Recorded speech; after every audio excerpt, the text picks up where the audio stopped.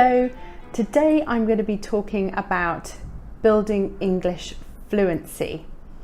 One of the questions I get asked regularly is, how do I build English fluency?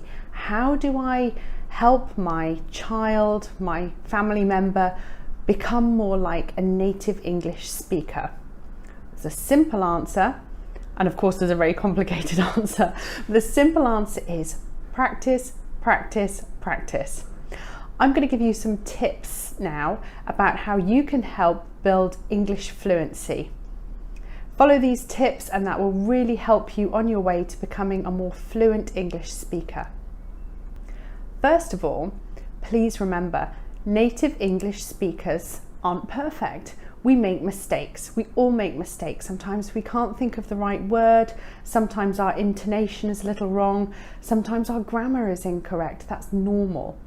So we all work hard to improve our English, even British kids. And I say British because I am from the UK, so that's what I identify with most when I'm talking about native English speakers, is British children and British people speaking English. Of course, there are many different dialects, many different accents, but native English speakers still have to learn English in school, and we still have to pass GCSEs and exams in proving our English proficiency. So here we are, here are some tips on building English fluency. The first tip I have is to speak English as much as possible. Speak, speak, speak. Become a complete chatterbox when it comes to speaking English. Practice, practice, practice. Talk to anyone who'll listen. Talk to your family, talk to your friends. Frankly, if no one else will listen, talk to yourself. Talk to yourself. Sing to yourself. Sing in the shower. Singing's a great way to practice language. Tell jokes. Get people engaged in what you're saying. Tell them about your day. Practice daily. Practice speaking with somebody who'll listen, or if nobody's listening, talk to yourself.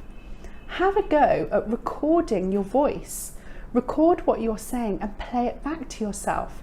When you hear yourself speaking, you soon pick up on all the mistakes very, very quickly. Often I say to my students, if you're struggling to find the mistakes in your writing, read it out loud to yourself. If it sounds wrong, it usually is. And there you can go and fix your work. So record your voice, listen to it, cringe, or you can think to yourself, actually, I sound pretty good. Speak as much as you can. The second tip that I have is to create surround sound. What on earth do I mean by that? Well, tip 1 was all about speaking. Tip 2 is about listening. Listen out for English as much as you can. So how can you do this when you're surrounded by people who don't speak English?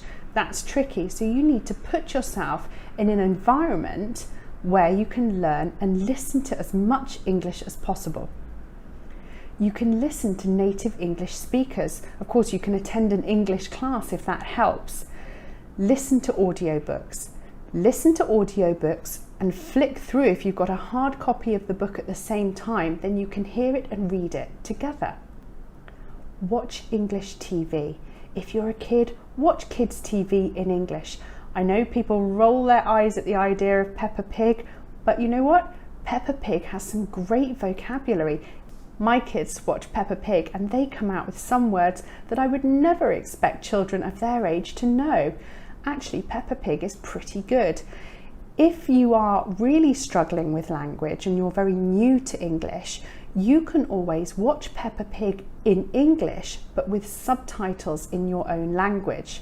That really helps, so you can get an understanding of the story, but you're listening to English. If you're an adult or a slightly older student, you can watch BBC dramas, English dramas, English what we call sitcoms, comedies on the television. They're a great way to listen to language. Again, if you want to put the subtitles on just to give you that support so you really are understanding what's going on, then go for it. Why not?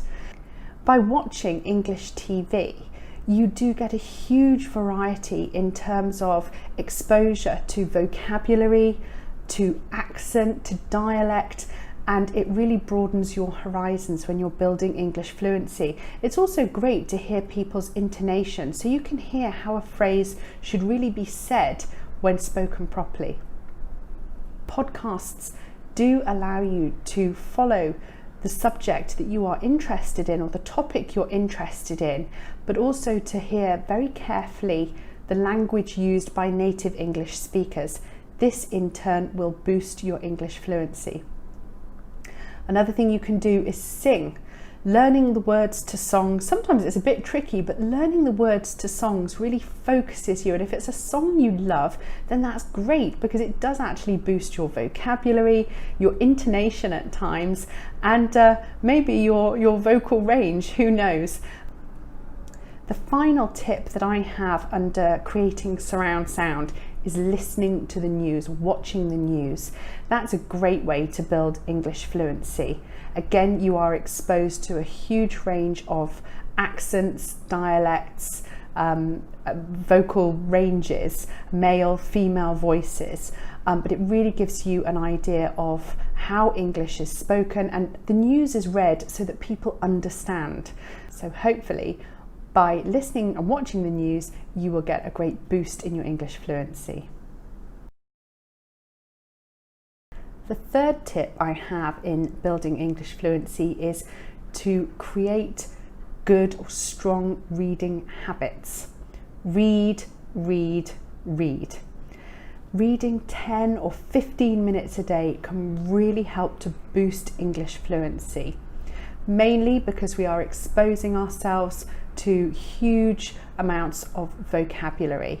And if you've got word power, this helps show that you are fluent in a language. If you can think of a word and snap, you got it, then that's fantastic. And it's reading that really allows us to do that. Not only does it help us to boost our vocabulary, but of course it helps with sentence structure and grammar, because we're reading, providing we're reading correct English, then that gives us a real boost. Not only that, but we can also have a think about the comprehension. Are we understanding what we're reading? Do we comprehend the words in the text? And not only the words sentence by sentence, but the general theme of the story or the text that we're reading. And you can challenge yourself. You can ask yourself certain questions after reading to check that you really have understood it. So do go ahead and read as much as possible, because that helps to build English fluency.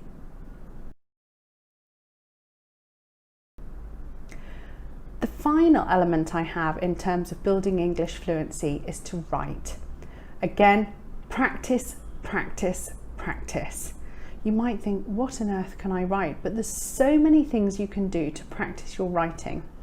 You can write letters or thank you cards. I love the old-fashioned ideas of writing thank you cards. I think it's lovely. Or just writing a card or a note to somebody to say hi.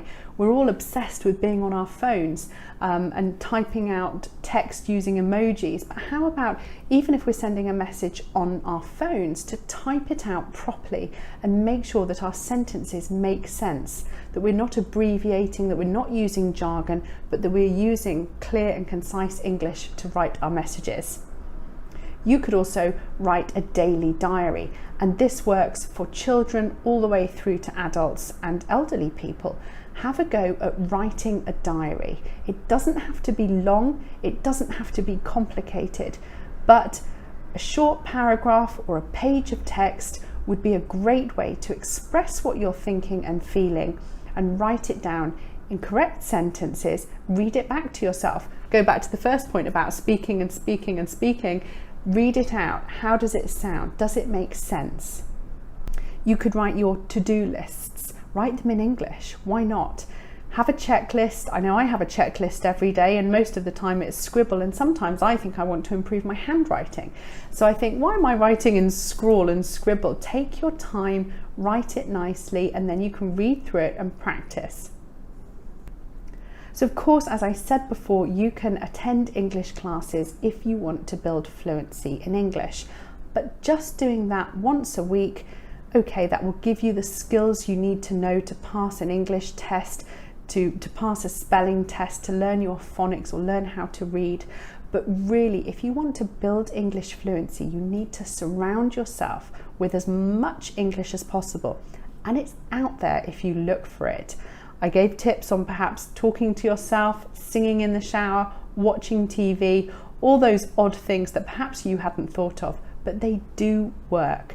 Children and adults who spend time doing these things really do boost their English skills. So those are my tips on building English fluency. Of course, you can attend an English class once a week and that will give you the skills you need to be able to spell, read, comprehend, write, or whatever it is you're learning in your class.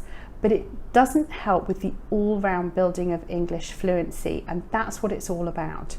You need to surround yourself as much as possible with English speaking activities, games, songs, TV, and people who will speak in English to you and will listen to you speaking in English and practicing. Have loads of fun with it, because it can be loads of fun. Laugh at your mistakes, learn from them, and move on. I wonder how many of you will go away and record your voices after this and then play it back and have a little cringe. I know I always do. Have loads of fun and let me know how you get on. Bye for now.